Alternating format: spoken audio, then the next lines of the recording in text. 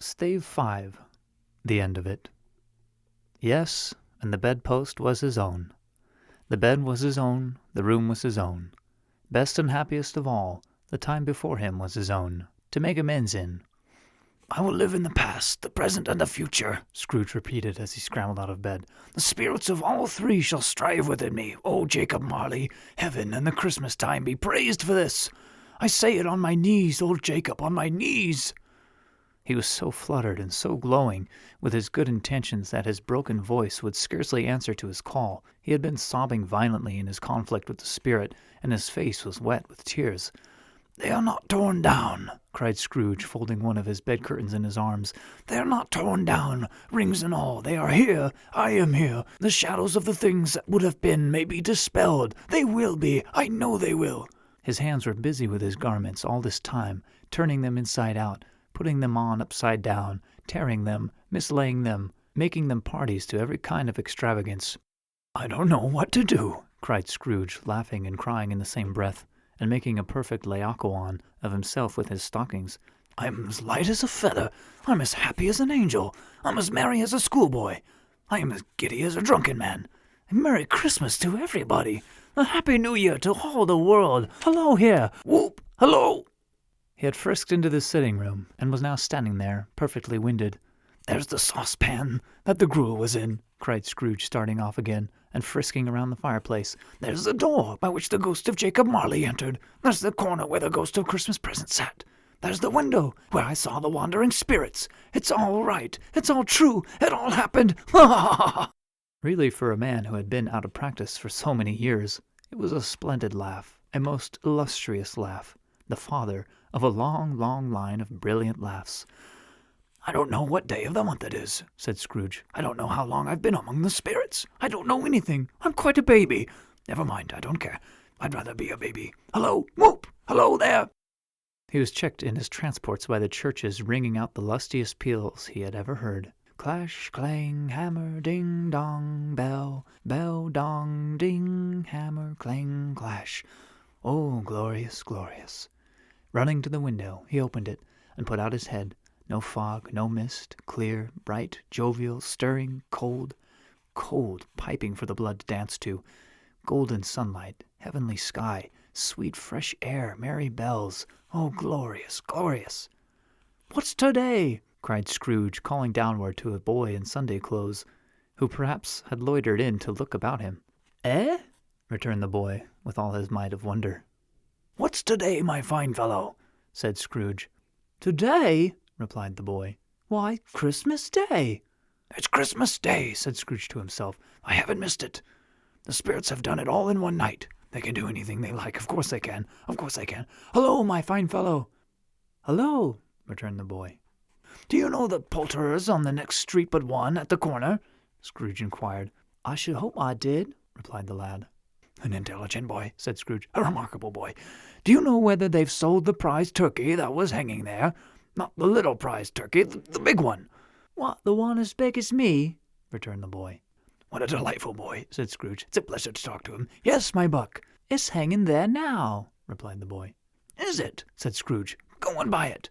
"Walk, exclaimed the boy. "No, no," said Scrooge. "I am in earnest. Go and buy it. Tell them to bring it here, that I may give them the directions where to take it. Come back with the man, and I'll give you a shilling. Come back with him in less than 5 minutes, and I'll give you half a crown." The boy was off like a shot. He must have had a steady hand at a trigger who could have got a shot off half so fast.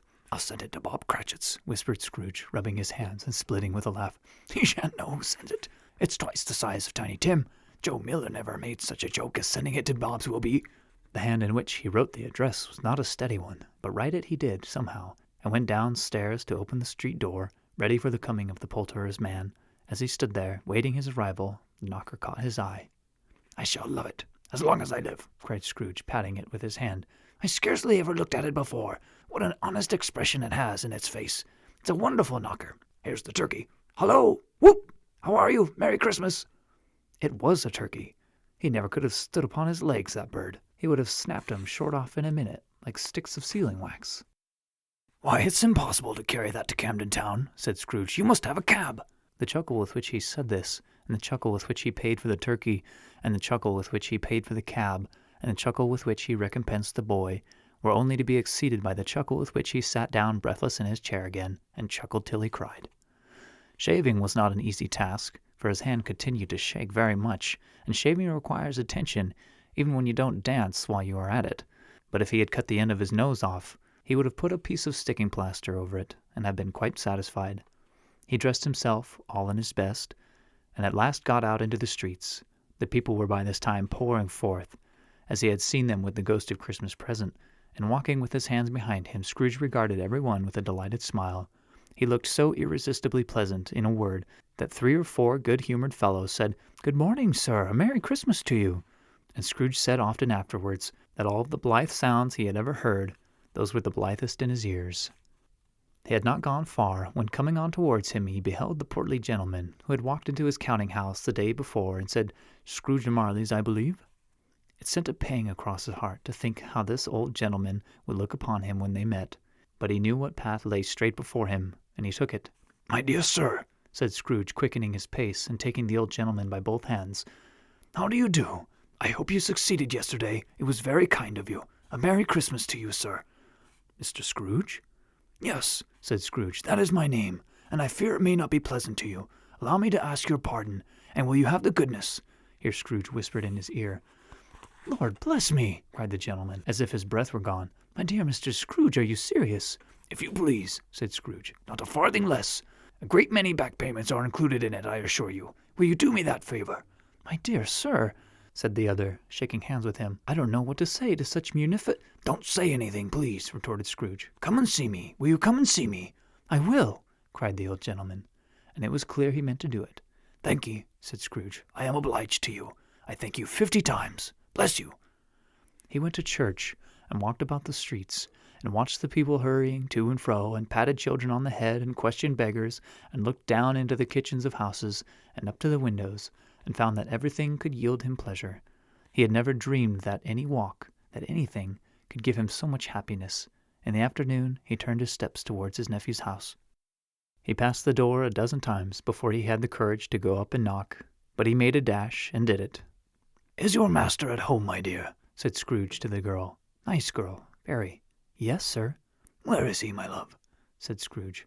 "He's in the dining room, sir, along with mistress. I'll show you upstairs, if you please." "Thank ye. He knows me," said Scrooge, with his hand already in the dining room lock. "I'll go in here, my dear." He turned it gently and sidled his face in, round the door. They were looking at the table, which was spread out in great array, for these young housekeepers are always nervous on such points, and like to see that everything is right. "Fred," said Scrooge. Dear heart alive, how his niece by marriage started. Scrooge had forgotten for the moment about her sitting in the corner with the footstool, or he wouldn't have done it, on any account. "Why, bless my soul!" cried Fred. "Who's that?" "It's I, your Uncle Scrooge. I've come to dinner. Will you let me in, Fred?" Let him in? It is a mercy he didn't shake his arm off. He was at home in 5 minutes. Nothing could be heartier. His niece looked just the same. So did Topper when he came. So did the plump sister when she came. So did everyone when they came. Wonderful party, wonderful games, wonderful unanimity, wonderful happiness. But he was early at the office next morning. Oh, he was early there. If he could only be there first and catch Bob Cratchit coming late, that was the thing he had set his heart upon. And he did it. Yes, he did. The clock struck 9. No Bob. 1:15. No Bob. He was full 18 minutes and a half behind his time. Scrooge sat with his door wide open, that he might see him come into the tank.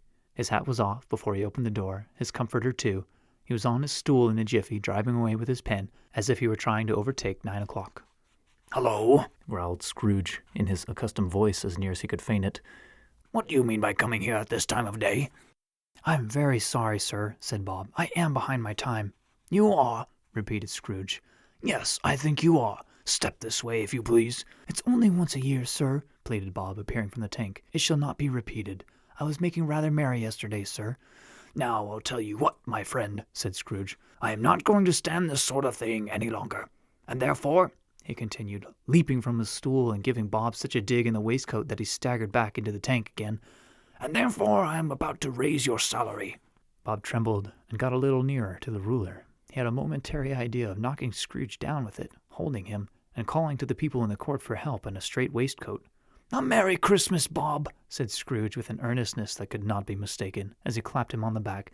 "A merrier Christmas, Bob, my good fellow, than I have given you for many a year. I'll raise your salary, and endeavor to assist your struggling family, and we will discuss your affairs this very afternoon, after a Christmas bowl of smoking bishop, Bob. Make up the fires, and buy another coal scuttle before you dot another I, Bob Cratchit." Scrooge was better than his word. He did it all, and infinitely more. And to Tiny Tim, who did not die, he was a second father. He became as good a friend, as good a master, and as good a man as the good old city knew, or any other good old city, town, or borough in the good old world.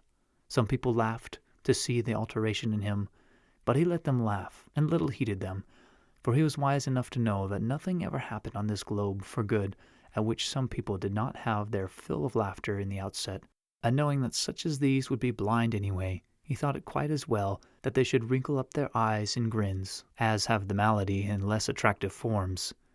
His own heart laughed, and that was quite enough for him. He had no further intercourse with spirits, but lived upon the total abstinence principle ever afterwards, and it was always said of him that he knew how to keep Christmas well if any man alive possessed the knowledge. May that be truly said of us and all of us, and so, as Tiny Tim observed, God bless us, everyone.